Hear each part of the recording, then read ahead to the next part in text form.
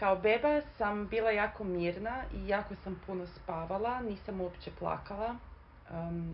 Na pregledu kod pedijatra, na jednim od prvih pregleda, nisam pratila igračku koju je doktorica pomicala i općenito sam bila promatračica. Kao dijete sam voljela drugu djecu, ali nisam znala kako da se igram s njima, tako da sam ih uglavnom promatrala sa strane ili sam se igrala pored njih. I mama me često nazivala starom dušom. Ne sjećam se puno baš svog djetinjstva. Sjećam se samo onako nekih više osjećaja nego događaja ili tako nešto. Mislim, sjećam se da sam većinom bila u nekom svom svijetu i da mi u tom svijetu sve bilo ugodno i sigurno i tamo sam bila sretna i vesela. A da mi je sve ono izvan toga bilo zastrašujuće, nekako nepoznato, nisam se osjećala sigurno u tom vanjskom svijetu, prepunom ljudi, zvukova i osjećaja koje nisam znala interpretirati i nisam znala kako se ponašati u svom tom kaosu. Znači, iako sam u sebi u tom svom svijetu bila i opuštena, vesela, sretna, izvana sam izgledala malo drugačije. Bila sam sramežljivo povučena, tiha, onako malo prestrašeno djetešce. Jako sam malo pričala, ali sam zato puno crtala. Čitave dane sam crtala i gledala crtiće. Moji su mi rekli da sam ko mala hodala na prstima kad sam prohodala i da su mi oni stalno govorili da moram stati na puno nogu i to je trajalo 1 godinu dana. Također sam se jako voljela nositi, pretpostavljam zbog velike potrebe za taktilnom regulacijom i stimulacijom, jer mene općenito dodir smiruje i regulira.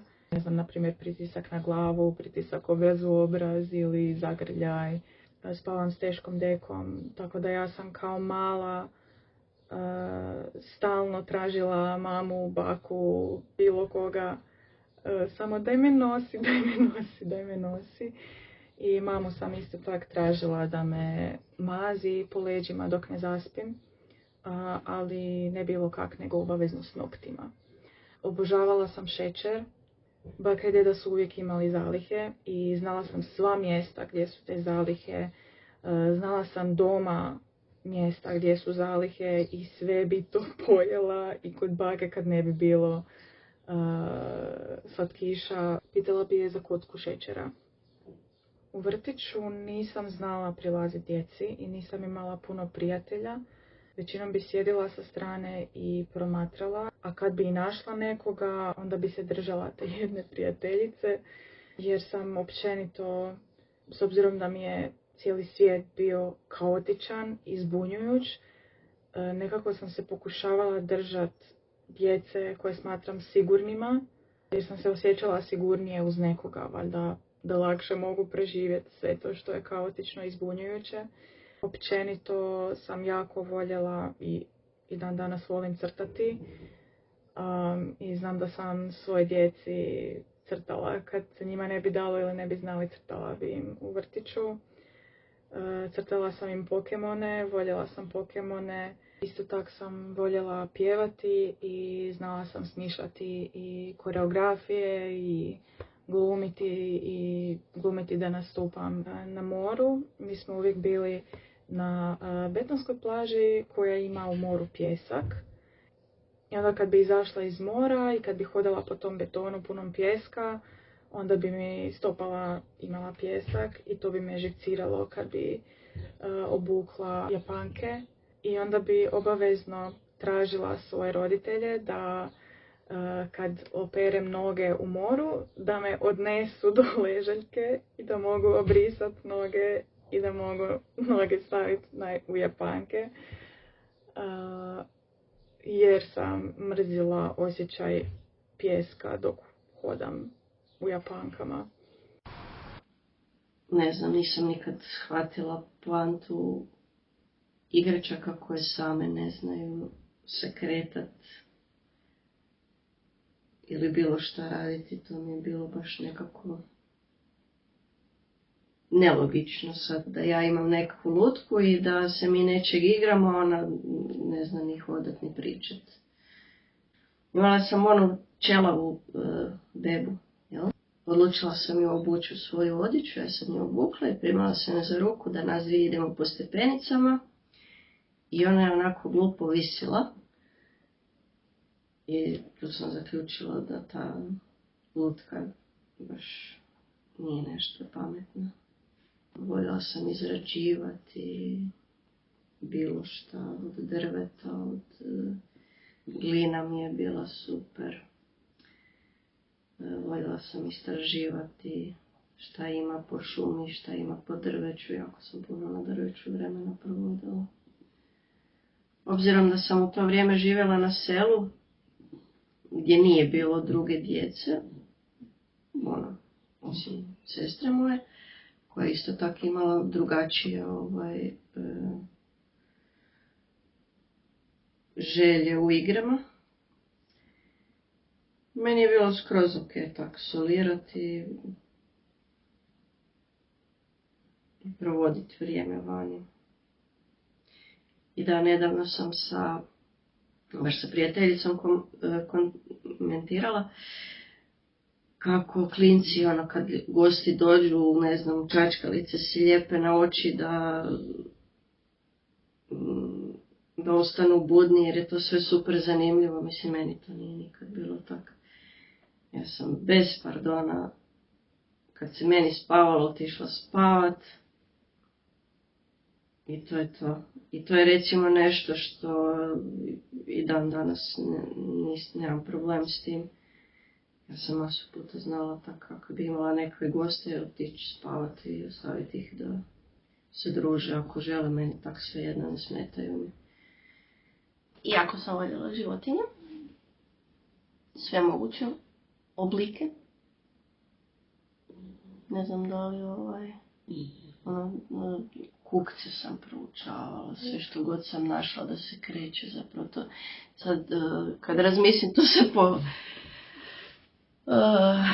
podudara sa tim da su mi igračke nežive pa su nezanimljive, jer jednostavno nemaju ništa na sebi što bi ja mogla tu reći wow, kak je to super.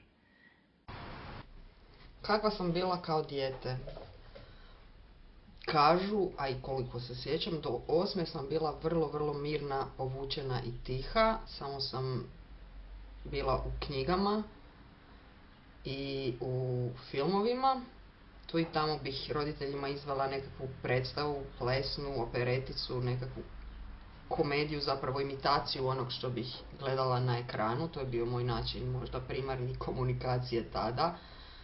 I mislim da sam htjela naučiti čitati čim prije. Naučila sam s 3 godine čitati, čak se sjećam prve riječi koju sam pročitala i napisala, more. Naučila sam to kao nekakav, ja mislim, pokušaj komunikacije i pokušaj da se izrazim. Mislim da sam osjećala već vrlo rano da ću s tim imat nekakvih prepreka i da moram što prije naučiti što širi vokabular da se snađem i da uspijem izraziti ono što zaista mislim, što preciznije moguće, što konciznije moguće. Nakon 8. su se obiteljski počele odvijati promjene u smislu predstojeće rastave roditelja, tako da sam tu počela lagano divljati jer sam osjećala nekakvu tenziju u zraku između roditelja. Ali prije tog je to zaista bilo vrlo minimalistički po pitanju izražaja nekakvog i po pitanju socijalizacije s drugim klincima. Družila sam se sa svega 1-2 djevojčice u vrtiću. Jedna je bila Engleskinja, pa smo zapravo komunicirale rukama i nogama i dijeleći obrok koji bi nam roditelji spakirali za taj dan. tog se jako dobro sjećam, nekako mi je cijela ta neverbalna komunikacija s njom bila simpatična. A u osnovnoj školi sam isto tako držala jako male prijateljske krugove, vrlo vjerojatno isto tako neurodivergentnih ljudi. I sve u svemu nisam voljela pažnju osim u nekakvim biranim krugovima poput roditelja i nekakvih možda njihovih prijatelja koje već duže znam, kao jer nam ulaze u stan duže, poput mačke koje prepoznaje gosta.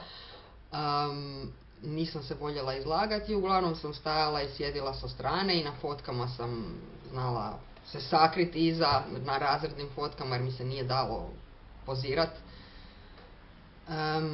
Tako da mislim da su nekakvi prvi znakovi već tad bili jasni, no s obzirom na to kakva mi je situacija bila između roditelja nije bilo prostora da se to uvidi na vrijeme.